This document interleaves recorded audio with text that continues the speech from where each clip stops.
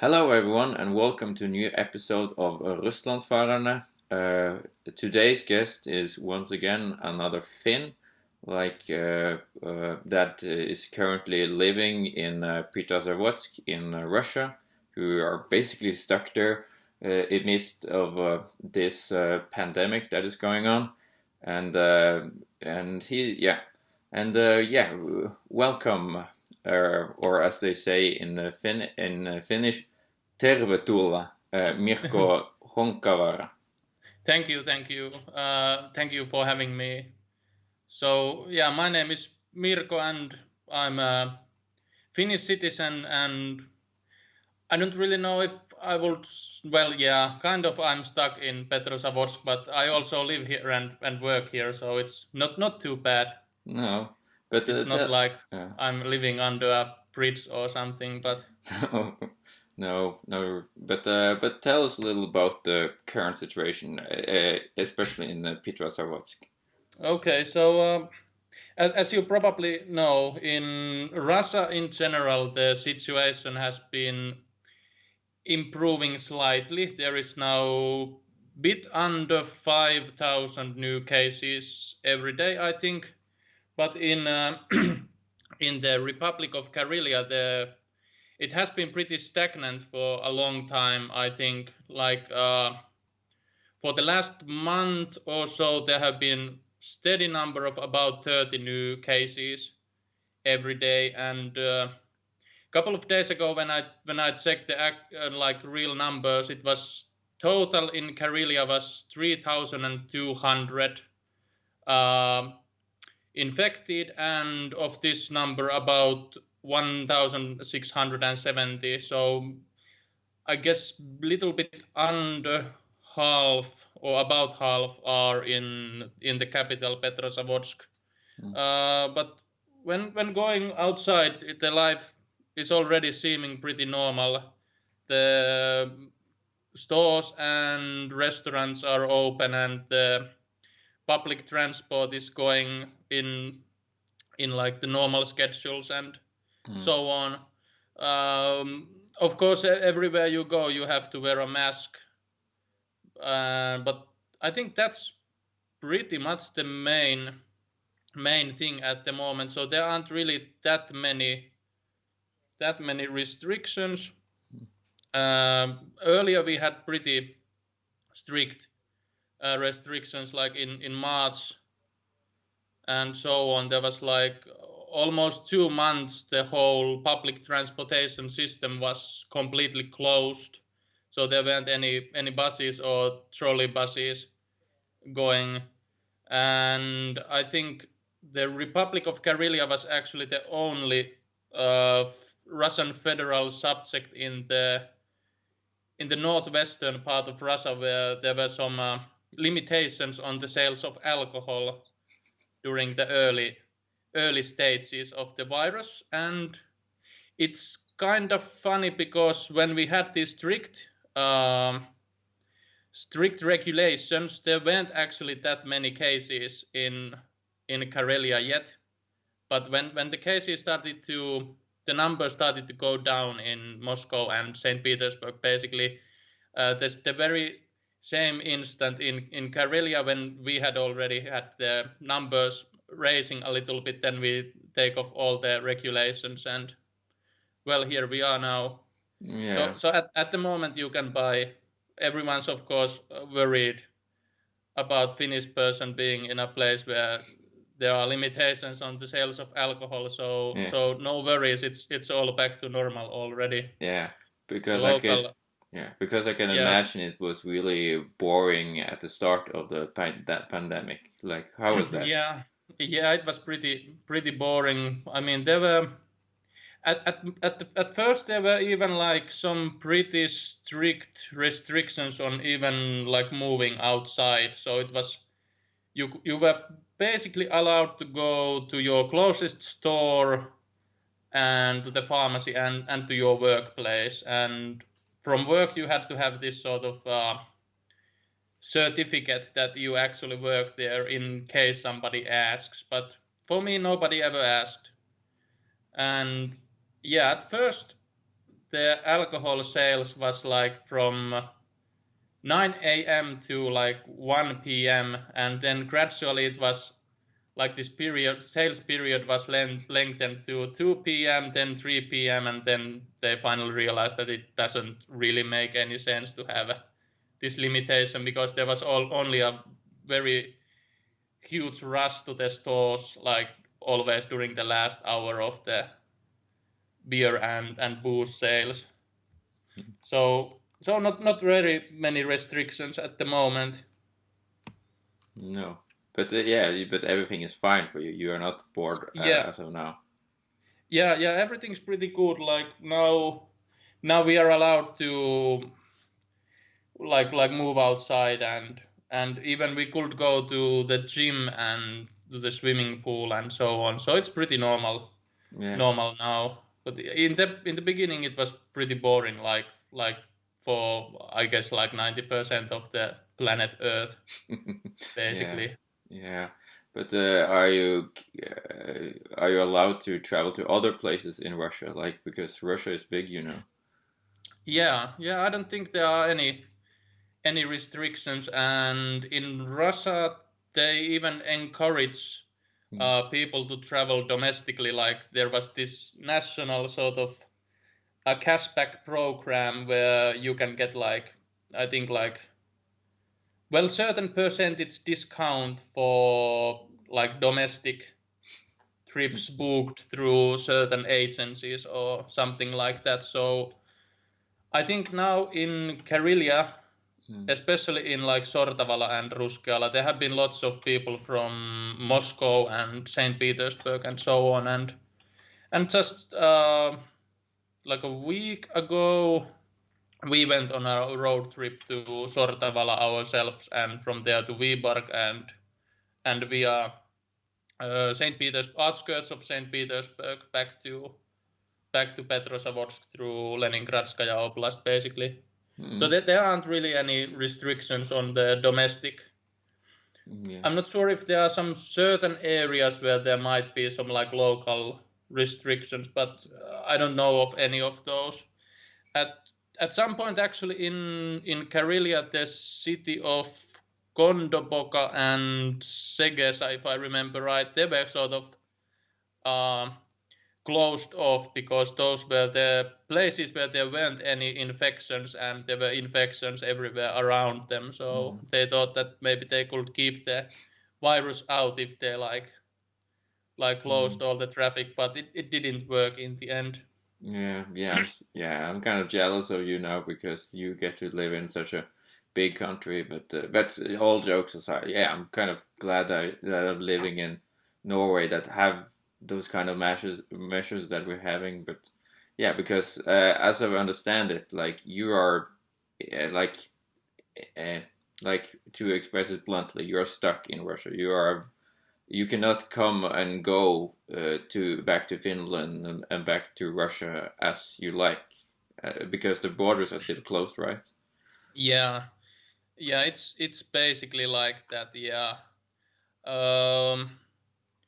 Well, since I'm citizen of Finland and I happen to live and work here in Russia, I think it would basically be possible to go back to Finland and then return to Russia, but it's pretty difficult. So so I don't think at the moment it doesn't really make much sense for me to visit Finland anyway, because all the relatives that I would like to visit, they are already kind of old, so I wouldn't want to take the risk of giving them the virus. And then of course there is the recommendation in Finland of quarantining for 2 weeks and who can get such long holidays from work anyway nowadays. And then when returning to Russia, the foreigners now must have a certificate of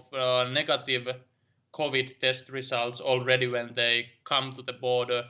And in Finland, if you don't have any symptoms, you can get those pretty much only through private hospitals, and it's like almost 300 euros a pop, so it's pretty expensive and expensive, and I think it's like schedule-wise pretty difficult because this certificate can't be older than 3 days when you come to the border. So yeah, at the moment it's just maybe better and easier just to patiently sit here in Petrozavodsk and wait for this thing to blow over. Yeah, let's hope that it do soon. But let us talk about other things besides the virus for now. Like, tell us a little about yourself. How did you become interested in Russia, and why did you start studying Russian? Okay, so this may sound a bit strange, but originally I wasn't really interested in Russia or Russian language at all. It was about the year 2005. I think I was about 15 at the time, and I was visiting one friend of mine, and he is this like old school punk rocker kind of guy. So in his shelves I saw a vinyl record from an Estonian punk band called Joit MKE, and this record, it was a vinyl record, and it was called Tere Perestroika, which basically means like hello Perestroika, and it kind of piqued my interest that what's the deal with this. Of course, at that point I didn't really know anything about any perestroikas or glasnost or basically anything Soviet Union or Russia. So somehow through the interest of Estonian punk music, I eventually sort of widened my lens of focus to everything Soviet Union and basically Russian, and from there the interest really started to grow. And during that time I still lived in my small hometown of Jalasjärvi. This is in western part of Finland, somewhere between the cities of Vaasa and Tampere.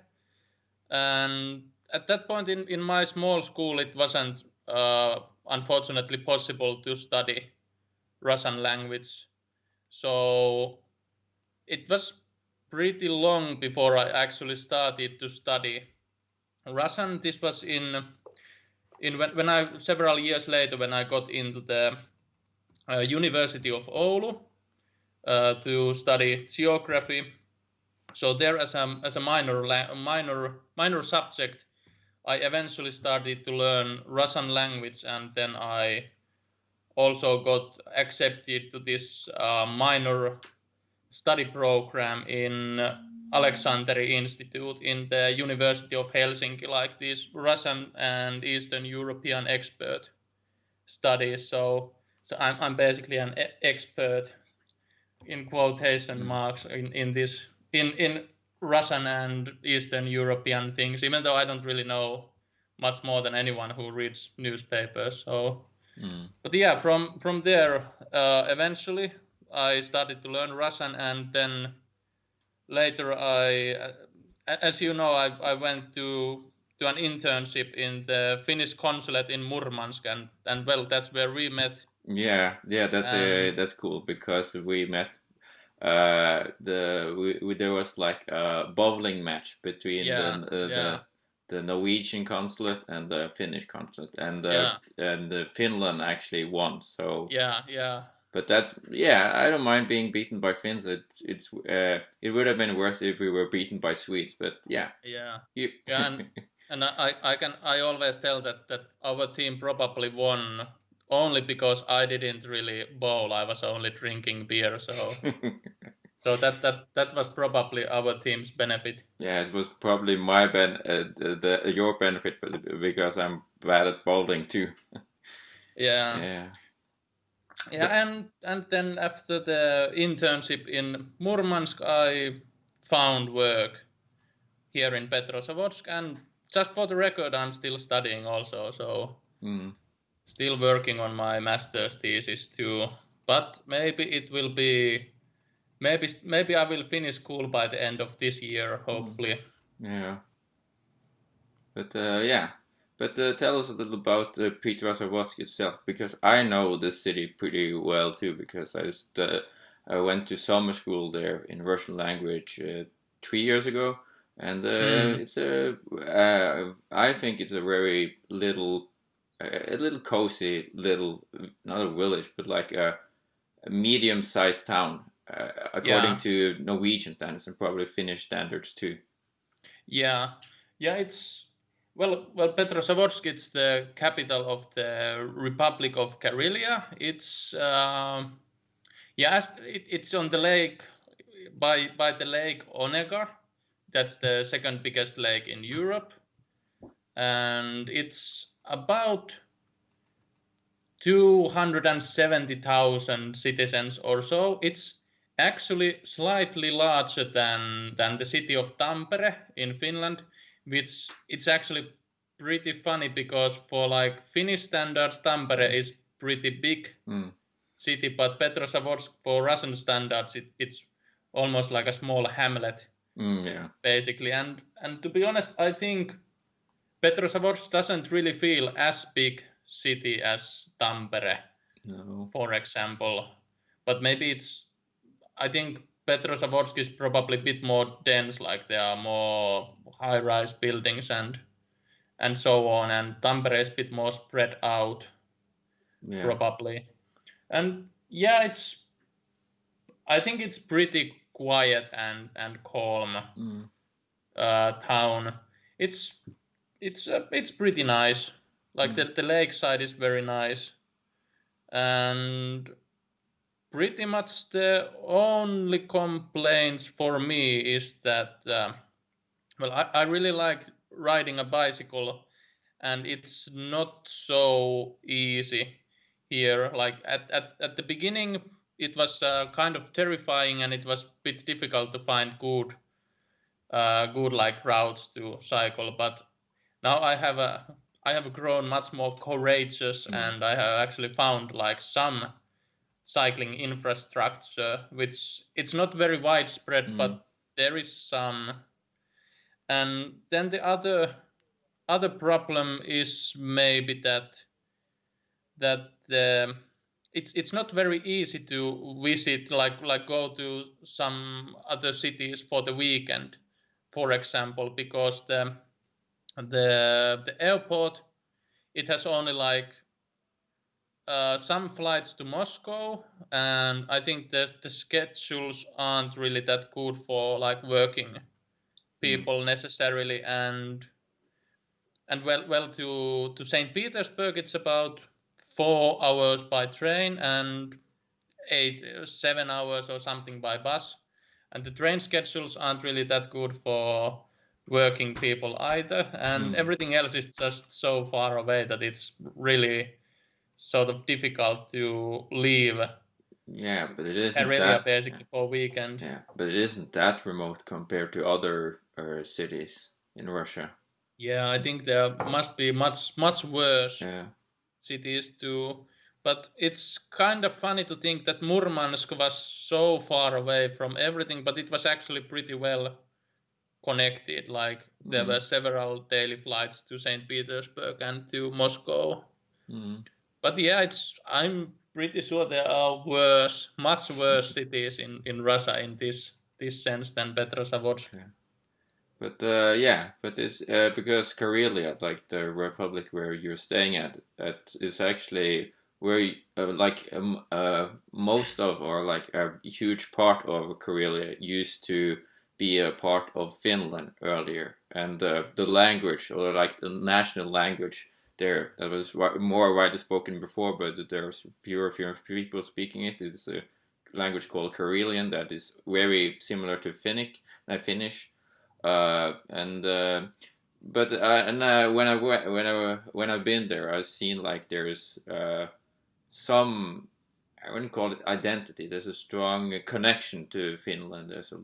There's like Finnish clothing, like the place where they sell Finnish clothing, and there's a strong there's Finnish courses are very popular and so on. So I feel like, but like for someone who lives there, do you feel, and as a Finn, of course, do you feel that there's a certain connection? Do you kind of not necessarily feel as your home, but is there some familiar connections there?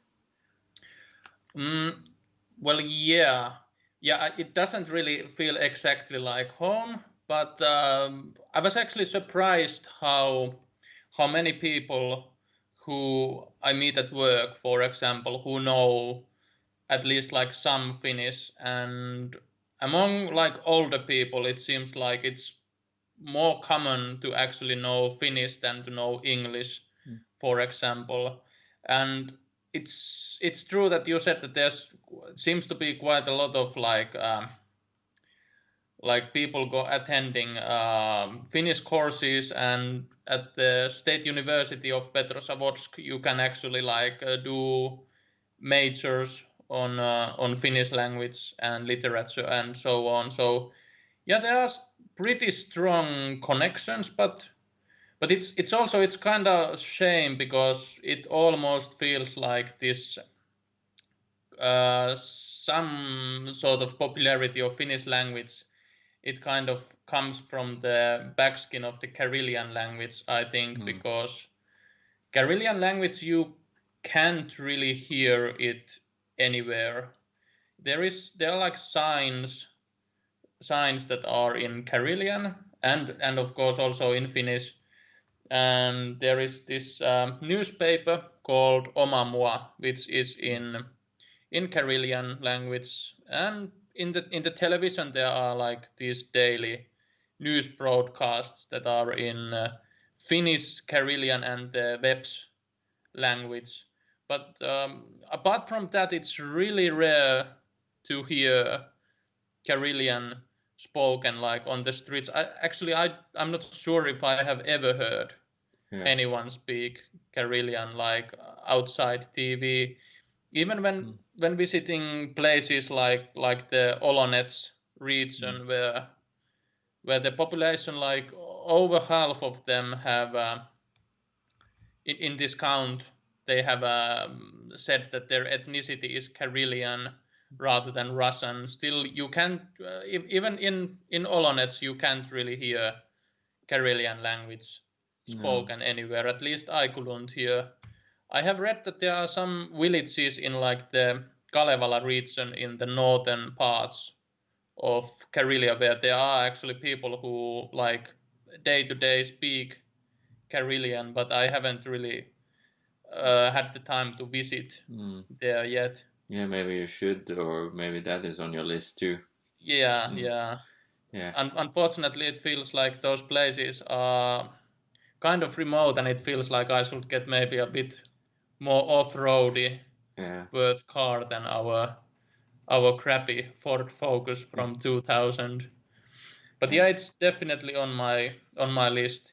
Yeah, but like for someone who's interested in language, how similar or non-similar are Finnish and Karelian language? Like, do you understand everything that is being said?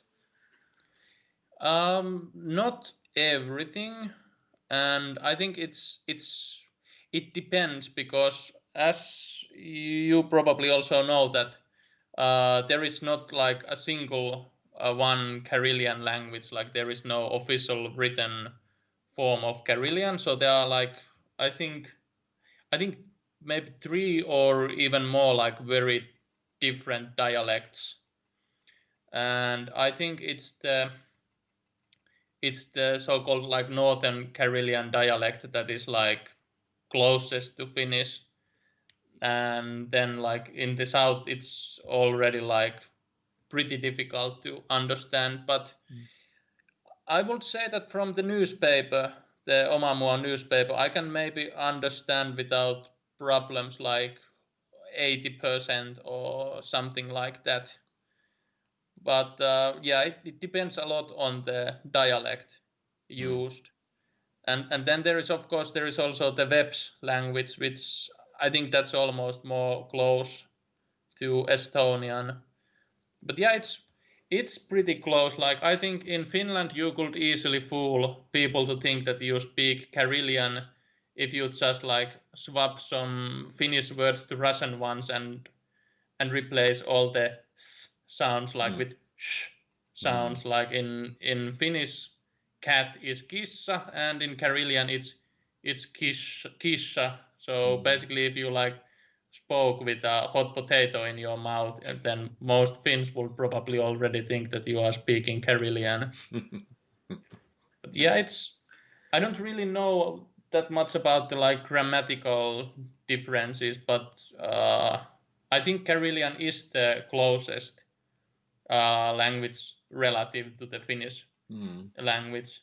And still about the like parts of Carelia being formerly part of Finland, it's actually like from the Republic of Carelia, it was a pretty small portion of the today's territory that used to be Finland. Like most of the Finnish Carelia was around Viborg, but there is a pretty big chunk of land in Karelian Republic also that used to be Finland, and I think the most prominent sort of Finnish place is the city of Sortavala, that like in Karelian Republic, that it used to be part of Finland, and it's actually still maybe like one of the best places to visit if you want to see this specific sort of like functional Finnish architecture from the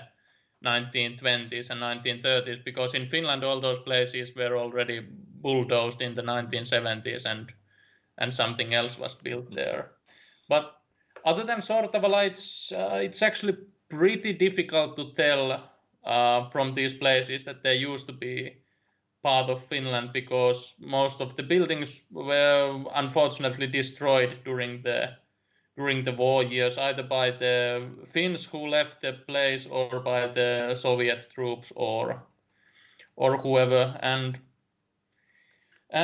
well, some places where Finns used to live, Russians don't live, and they are like abandoned villages in the middle of the forest somewhere without any roads or something. So it's like outside Sortavala, the like buildings and everything man-made is pretty different from Finland, but the nature is pretty much the same as in the eastern Finland. Like there is this national scenery in Finland, in Koli, which is like very picturesque and so on. So basically Carelia is basically like that all around, maybe even bit better actually. Yeah, but is there a lot of Finnish people, or like Finnish, or like ethnic Finns, or like Finnish citizen that lives in Karelia, or especially in Petrozavodsk? And is there a lot of Finnish tourists coming over? It's actually pretty difficult to say if there are lots of Finns.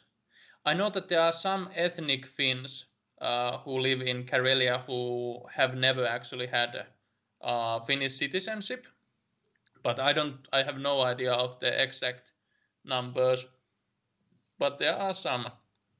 And Finnish citizens, I don't really know. I think most of the Finnish citizens in general who move to Russia, they live in St. Petersburg and not so much in other places. But of course, there must be some. Like there's me and my girlfriend, for example, and some other people. So I'm pretty sure me and my handful of acquaintances here are not the only ones.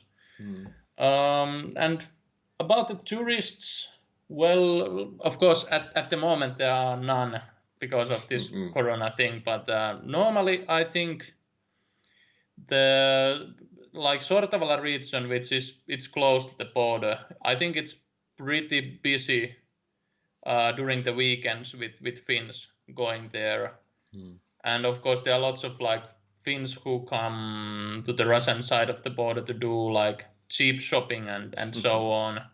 Like most of the people who cross the border in Niirala, Wärtsilä border crossing, they probably only go to the the nearest gas station and then return to Finland. But I think there are still quite few people who actually like go to Sortavala and like stay the night and look at the architecture and so on. To Petrozavodsk, I don't really know. It's already kind of far from the border, so I'm sure there must be like some organized trips and so on. Yeah, I took a bus there from bus from Petrozavodsk to Helsinki. I think it was a night bus. I think it was like 12 hours, and then we used like maybe 2 or 3 hours to get to the border itself. Yeah. But of course there is the Kisi Island, so that's pretty big travel destination. So I'm pretty sure some Finns also visit that. From time to time, even in Petrozavodsk, you can see quite many cars with Finnish license plates. But it's difficult to say whether these are like tourists or just Russian people who live in Finland and are visiting friends and relatives in Petrozavodsk. But well, we can say that there are quite few Finnish cars in the streets, at least, if that's measure of anything. But I don't think it's the most popular tourist destination for Finns, the city of Petrozavodsk. No. Yeah, I see that one. And, but yeah, I think. How would you describe the relationship between? This is the last question. How would you describe the relationship between Finland and Russia at the moment? Well, at the moment, as we speak, there are of course some pretty big things unraveling, like the revolution or demonstrations in Belarus and this whole Navalny thing now. But in general, I would say that Finland and Russia have pretty good relations, and I don't really think that this whole coronavirus and closing of the borders have really affected the relationship between Finland and Russia. Like, there is still lots of trade going on, and I don't think it's like the well, I don't know if Norway has the same with Sweden, but like the Finnish and Swedish relationships have at least they speculate that they have gone a bit worse. Yeah, that's exactly the thing in Norway too. Like everyone in the Nordic countries hates Sweden now, so it's not only Finland. Yeah, but yeah, I think the relations are pretty good. Of course, there are like these sanctions from 2014 and 2015 and so on, these sort of economical hurdles and so on. But I would say pretty good neighborly relations. Yeah, that sounds pretty much like the same situation in Norway, basically. Yeah. So yeah, but we don't have a choice. We are neighbor. We are stuck with Russia. So there's nothing to do than to be good neighbors, basically. Yeah. But yeah, I think Norway and Russia, you guys probably have a bit more like feuds about the like naval territories in the north and so on. Like, no, we actually came to an agreement on that in 2011, 2012. Around that, we finally divided the borders in the sea. So that that whole ordeal thing was settled once and for all. So there's no problems there actually. I don't think like in territorially speaking, there's really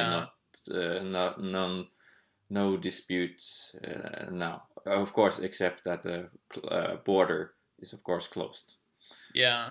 But isn't it also closed between Finland and Norway at the moment? No, I don't think so. We can go to Finland if we want to.